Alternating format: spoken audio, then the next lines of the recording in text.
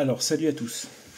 Dans cette vidéo, j'ai envie de temps en temps, j'aime bien me moquer de la, puisqu'ils adorent faire ça avec nous les croyants, j'aime bien me fiche un peu de la tronche de la pseudo-science matérialiste et des scientifiques, des pseudo-scientifiques qui sont des gros ignorants. Attention, il peut y avoir des sciences, d'autres sciences, hein, je sais pas, la botanique, d'autres sciences. Etc., qui sont tout à fait voilà, normales, des sciences, quoi. Moi, j'ai pas non plus le culte de la science, parce que bon, quand on a un petit peu enfin,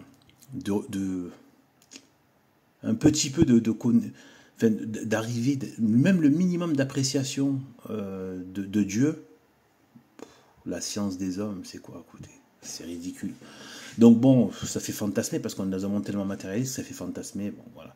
Mais c'est bien, hein, mais voilà. Mais c'est pas pareil. Il y a des sciences, mais là je parle de la science au niveau astronomie et astrophysique. C'est de l'énorme baratin. D'accord. Alors, donc, je ne sais pas si vous avez remarqué, mais en ce moment on parle beaucoup, on revient, ça, en fait c'est régulier, c'est chronique. Voilà, c'est comme une sorte de série de feuilletons. Il y a quelque chose qui revient chaque fois, on laisse passer un peu de temps, puis ils reviennent à la charge avec soi-disant des nouvelles de l'univers, machin. Ils viennent avec, voilà. Donc, là, on a un robot qui s'appelle Rover, qui l'ont appelé Rover, bon, voilà, encore un nom à la noix. Et donc, envoyé, écoutez bien, 54 millions de kilomètres. On n'arrive pas à se représenter des distances pareilles. Notre cerveau n'est pas fait pour ça. On n'arrive même pas à se représenter ce que c'est que 400 kilomètres comme ça. 300 kilomètres, vraiment avec notre cerveau. Même en parcourant en voiture 150 km, on n'arrive pas à se les représenter. Alors 54 millions de kilomètres. Et c'est fait exprès, c'est pour nous perdre. Et dans tous les sens du terme. Hein. Perdre notre intellect pour perdre notre esprit, puis perdre notre âme. Cette pseudo-science matérialiste est du démon. Il faut le savoir. C'est du démon. Et oui, ça empêche le salut des âmes. Oui, ça fait partie des engins démoniaques qu'il y a sur Terre. Voilà. Donc, là, moi, je vais lancer un défi à cette pseudo-science matérialiste et à tous leurs perroquets qu'il y a sur Internet et qui aiment bien en permanence défendre leur maître. Alors, exactement comme il y avait tous les perroquets bien serviles de la politique Covid. Vous vous rappelez de ça? Eh bien voilà, c'est pareil. On a les mêmes prototypes qui sont prêts à vendre père et mère pour défendre le système. Donc, du coup, quel est le défi? Donc là, ils viennent encore nous bassiner avec ça. Donc, au niveau des distances, j'ai vu, c'est n'importe quoi. Ils ont soi-disant un engin qui est capable de voler jusqu'à Mars. Écoutez, je vais vous parler de leur stupidité. C'est pas ce que je pense qui est. C'est ce que eux disent. Ils disent que la Terre, déjà sur un globe, qui en plus se déplace à 100 000 km/h. Je vous ai montré ce que c'est la dernière fois. Je vous ai mis une espèce de bolide supersonique à 10 000 km/h, ce que ça fait. 100 000 km/h sans qu'on en sente évidemment absolument rien depuis des millénaires. Enfin bref. Voilà. Et en plus, pendant que la Terre tourne, hein, elle tourne autour d'elle-même, mais bon, là, c'est pas la question de rotation sur l'axe. Pendant que la Terre tourne autour du Soleil, soi-disant, donc à 100 millions de kilomètres, non, à 100 000 km/h autour du Soleil, le Soleil, pendant ce temps, dans la pseudo-voie lactée qui n'existe pas, soit aussi, ce sont juste des étoiles qui sont sur le ciel, et il y a des nuées autour de ces étoiles. D'ailleurs, enfin, c'est un des pires mensonges sataniques et une des pires marques de Satan. Donc, cette soi-disant voie lactée, galaxie, etc. Donc, mais c'est pas le sujet de cette vidéo. Donc, et en fait, qu'est-ce qui se passe? Donc, pendant ce temps, selon leur stupidité, le Soleil, lui aussi, se déplace dans la galaxie à 100 000 km/h à peu près aussi. Vous vous rendez compte? Ça veut dire que pendant un an, tu as un robot qui est capable de naviguer dans le vide comme ça? 54 millions de kilomètres. Soi-disant, il y a des astéroïdes, des tas de choses comme ça, quoi. Soi-disant, il y a plein de trucs qui passent en permanence. personne n'a jamais rien vu de ça. Même avec les télescopes, avec toutes les observations que les gens peuvent faire, personne n'a jamais vu un astéroïde ou un truc éclater sur la Lune ou passer dans le ciel. Ça n'existe pas. Donc, les comètes, ça aussi, c'est un gros trafic qui est fait par rapport à ça. Enfin, pas les comètes, les machins, les soi-disant étoiles filantes, tout ça, c'est n'importe quoi. Enfin bref, on y reviendra. Donc, sur ce genre de sujet. Donc, en fait, donc, ça veut dire qu'il faudrait que ce vaisseau, une fois qu'il est au milieu, entre dans le vide, il faut qu'il puisse suivre le Soleil. À moins, ça voudrait dire que donc n'importe quel objet qui est mis dans l'espace se met à graviter autour du Soleil, même si la masse est ridicule. Quelle que soit la masse. Il se met à graviter, enfin, c'est n'importe quoi. Il n'y a rien qui tient. Et donc, ça voudrait dire qu'il soit lui aussi en train de se déplacer en même temps qu'il va vers Mars. Il faut en même temps qu'il se déplace à 100 000 km/h pour rester dans la course du Soleil, puisque Mars serait connecté au Soleil, serait dans le système solaire. Donc ça veut dire que n'importe quel objet qui est dans l'espace, non seulement il se déplace à 100 000 km/h en même temps que le Soleil, mais en plus, il navigue mais pour aller jusqu'à Mars. Bref, c'est de la grosse bouffonnerie. Alors, ensuite, maintenant, donc, vous savez pourquoi, en fait, mon propos, c'est ça. Moi, il me faut toujours à peu près 20 minutes pour arriver à mon propos. Mais bon, c'est un peu spécial comme système, mais bon, ça peut lasser les gens. Mais bon, bref, je pense que c'est des détours quand même qui posent bien le décor aussi pour pouvoir après rentrer vraiment dans le vif du sujet. Donc, en fait, là, ce que je veux dire, c'est que qu'est-ce qu'il y a en fait? Qu'est-ce qu'il y a? Là, pourquoi ils sont en train de nous ressortir des trucs pareils? Eh bien, c'est pour bluffer le monde. Parce qu'il faut que la vie satanisée qu'il y a sur Terre, il faut qu'elle soit expliquée scientifiquement par la version satanique de l'univers, qui est celle de Copernic, Newton et tout le globisme et les galaxies. Voilà.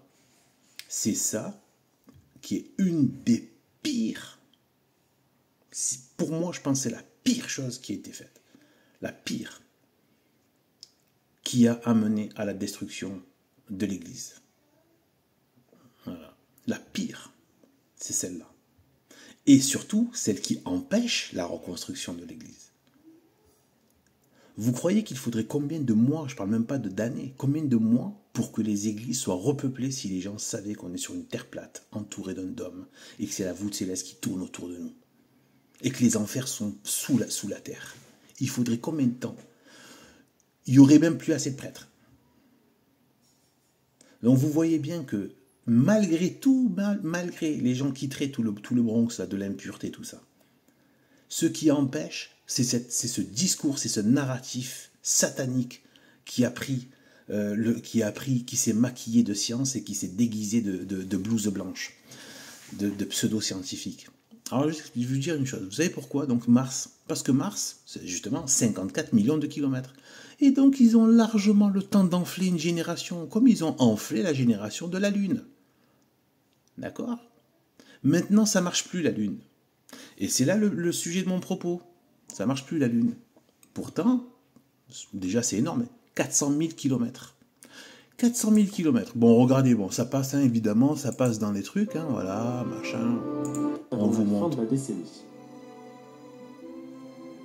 Si Persévérance nous en met plein les yeux avec ses milliers de photos, il nous a aussi fourni le tout premier son enregistré sur la planète rouge. Regardez-moi cette bouffonnerie. Hein.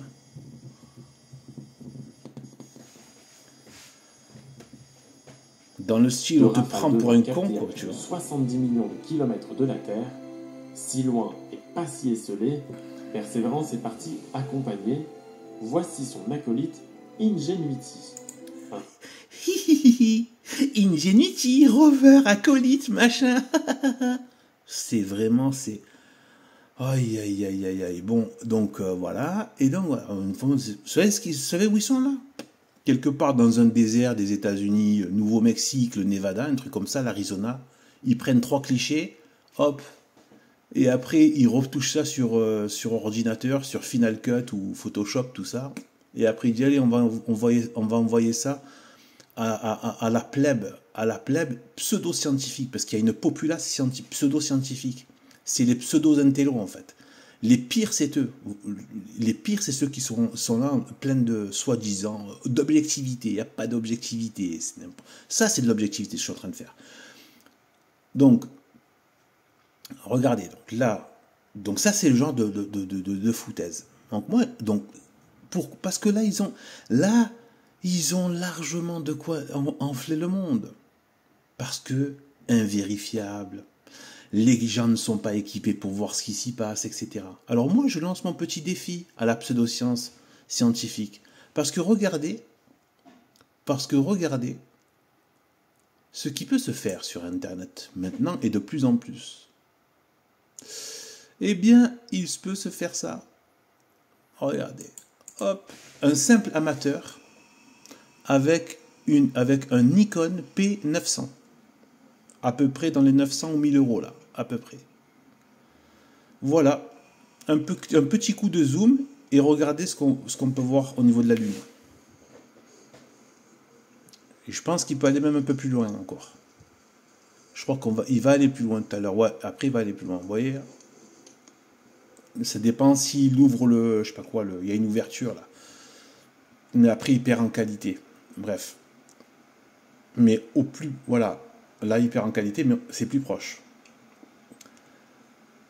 Et vous voyez, il y a les sortes de reflets qui fait sorte de mouvement là, qui fait penser à l'eau. Ça, c'est quelque chose que je suis en train d'étudier en ce moment. Je pense que c'est lié à voilà, quelque chose. Voilà, en tout cas, c'est lié à des eaux. Il y a les eaux d'en haut. C'est pour ça que chaque fois que vous observez les étoiles avec votre propre télescope ou caméra, comme là, moi, j'ai rien de tout ça. Je suis pas équipé. Mais tous ceux qui le font sur Internet, eh ben, il y a tout, c'est comme si c'est plongé dans l'eau. Donc, vous voyez que la Bible est parfaitement cohérente, en fait. Elle est la vérité. Donc, tout se recoupe. Et donc, voilà. Donc, vous voyez en un petit coup de zoom, 400 000 kilomètres. Déjà, il faut imaginer que votre œil, vous le savez, vous, que votre œil arrive à regarder à 400 000 kilomètres, allez, on va dire, grosso modo, à 400 fois la France de distance. Eh ben oui. Votre œil est capable de voir cette distance. Mais c'est pas terminé, on va rigoler encore un peu plus. Donc là, il va voir donc Saturne. Saturne, tenez-vous bien, Saturne, donc vous voyez que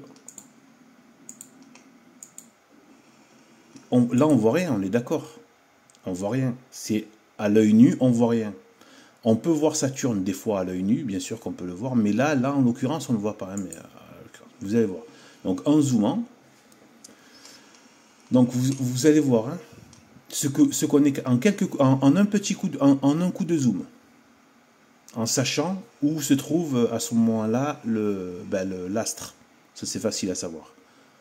Voilà. Donc là on commence à voir, voilà, vous voyez les anneaux là, on peut voir un peu. Voilà, les anneaux de Saturne. Voilà.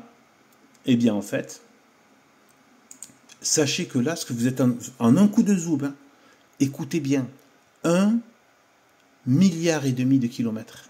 On n'est même plus à 500 millions de kilomètres, 1,5 milliard de kilomètres. Et vous savez, vous pouvez le voir à l'œil nu, l'étoile voilà, en fait, ce sont des étoiles d'ailleurs. Les étoiles, c'est pareil. Hein. Donc, de la voûte céleste. En fait, les anciens les appelaient les étoiles vagabondes. Ils n'appelaient pas ça des planètes. Et d'ailleurs, planète, ça vient du mot plat et plane parce que ce sont des disques et non pas des sphères. Donc, comme des roues plutôt. Comme des roues. C'est un peu arrondi sur les bords. Mais sinon, ce sont des disques en forme de roue, quoi, plutôt. Eh bien voilà. Donc, en fait, voilà. Donc, là, c'est visible à l'œil nu. Les anciens voyaient très bien Mars, Saturne, etc. Donc, Saturne. Ça veut dire que notre œil est capable de voir un objet à 1,5 milliard de kilomètres. Et c'est pas sa propre lumière, soi-disant. Bien sûr que c'est sa propre lumière. Mais eux, ils disent pas que c'est la propre lumière de Saturne. Ce n'est que le reflet du soleil. Donc la lumière du soleil qui va jusque là-bas, qui a parcouru déjà toute cette distance. Et après, elle revient sur votre rétine. Elle vient sur votre, elle parcourt tous ces milliards de minutes. Je veux dire, c'est hallucinant. Je veux dire, et ce n'est qu'un reflet, ce n'est pas la lumière qui est projetée par Saturne. En fait, oui, c'est sa lumière, hein, moi je vous le dis. Elles projettent toutes leur propre lumière. Mais ça, c'est pas, c'est bien. Dans d'autres vidéos, petit à petit, je vais expliquer tout ça. Eh bien voilà. Vous voyez que c'est de la grosse foutaise. Donc, je sais que vous attendez le défi. Quand est-ce qu'il va dire le défi à la science? Bon. Alors, le défi ça c'était en passant. Donc, le défi à la science. Le défi à la science, c'est puisque ils sont tellement capables d'aller. Alors, ça, c'est encore des images trafiquées sur ordinateur. Il n'y a rien de réel. Ce sont que des images. Moi aussi, un jour, je vais faire je vais vous montrer que je peux inventer. Je vais vous mettre sur un logiciel de montage photo, là, image, et je vais vous en faire à la tonne des trucs comme ça, là. C'est extrêmement fastoche à faire. Les gens ne voient que des dessins. Ils croient que c'est la vérité. Non, c'est juste des dessins, c'est tout. Oh les gars, vous voyez des dessins. Pas plus. Vous n'avez rien vu d'autre que des dessins. Jamais vous avez vu une image, une photo réelle de ce que vous voyez là. Donc voilà. Et quand vous prenez des photos vous-même, ça n'a rien à voir avec ça. Si vous arrivez à en prendre je sais pas moi, de Jupiter par exemple, etc. Donc puisqu'ils arrivent à aller là, ici, hein, à 54 millions de kilomètres, un appareil qui voyage pendant 1 million d'années avec toutes les conditions dont je vous ai parlé tout à l'heure. Mais ça devrait être, mais de la gnognotte, ça devrait être vraiment ultra fastoche, à 400 000 km seulement, par rapport à leur distance à eux, d'aller ici, d'aller sur la Lune, et d'envoyer un petit robot sur la Lune, pour faire taire les complotistes comme moi, pour vraiment nous clouer le bec. De tous ces platistes, etc., qui sont des gros débiles, qui comprennent rien à rien, et qui aiment bien s'inventer des histoires pour raconter des bêtises. Ouais, c'est un amateur, il y a son petit chien et tout à côté. Donc de son jardin, il arrive à faire ça, ou de sa terrasse, ou de son balcon, il arrive à filmer ça de la Lune. Donc, et ça c'est que un appareil entrée de gamme. Donc avec un télescope, là je vous ai pas mis, mais avec des télescopes, vous pouvez faire encore plus détaillé que ça. D'accord? Encore bien plus détaillé que ça. Ce qui veut dire que si ces gens maintenant envoient un robot sur la Lune, eh ben là, tout le monde sera braqué sur la Lune et sera en train de dire « Alors, où êtes-vous? On va vous filmer ». Eh bien, c'est la raison pour laquelle ils n'arrivent plus à envoyer, entre guillemets, à envoyer des robots sur la Lune depuis un certain temps. Donc ils arrivent à les envoyer à 54 millions de kilomètres dans des conditions de cinglés. Mais apparemment, on n'a pas droit à un petit robot sur la Lune en live, en direct. Hein? Ça doit être bien plus facile à faire. Allez, comme ça, je vous jure que je me ferai une vidéo, je dis désolé, je suis parti dans un gros délire, mais en fait, c'était faux. En fait, la NASA a complètement raison. Franchement, voilà, donc c'est bon, ok, ils sont sur la Lune, il y a un robot qui est envoyé, machin, etc. On peut, voilà, ok, on peut, mais il faut qu'on, voilà. Hein, qu'ils se mettent bien sur la... Voilà, de toute façon, il y a... Voilà, c'est une face, de toute façon, on ne voit qu'une face de la Lune. Et voilà, qu'ils ne fassent pas le coup de je vais aller de l'autre côté. Ouais, non, tu vas là, sur la face. De toute façon, il n'y a pas de... Au niveau de l'autre côté, de toute façon, ils seraient dans l'obscurité. Donc, pour qu'on les voit, il faut qu'ils soient là. Ils peuvent le faire. Puisqu'ils arrivent à faire 54 millions de kilomètres, un robot. Eh oui! Donc j'attends, je mets un défi à la science. Allez-y, allez. Et à tous leurs petits perroquets sur Internet. Pourquoi on ne voit pas ça? Allez, j'attends. Si vous avez des trucs. Et qu'on puisse filmer. Et que des amateurs, j'ai pas dit les images de la NASA. Je veux que des amateurs sortent leur Nikon P1000, leur Canon, etc. Leur caméra, leur télescope maison. Enfin maison, maintenant il y a des choses qui sont équipées comme des pros. Hein. Donc des gens sur Terre, des gens, monsieur, madame, tout le monde, qui prennent leur truc et qui vous filment, voilà, sur la Lune. Même pas vous, même pas. On sait très bien que c'est de la foutaise, le Apollo 11 ou je sais pas quoi. C'est de la foutaise. Mais allez, un robot, voilà. Même pas des êtres humains, juste un robot. Voilà. Eh ben non. Je crois qu'on va attendre longtemps. Un truc aussi facile pour la NASA. Allez, salut.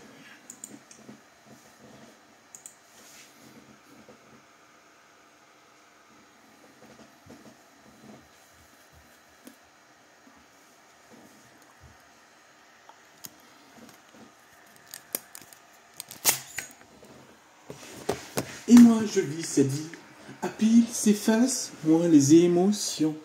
Elles me disent, passe, moi les sensations. Au fond je vis cette vie.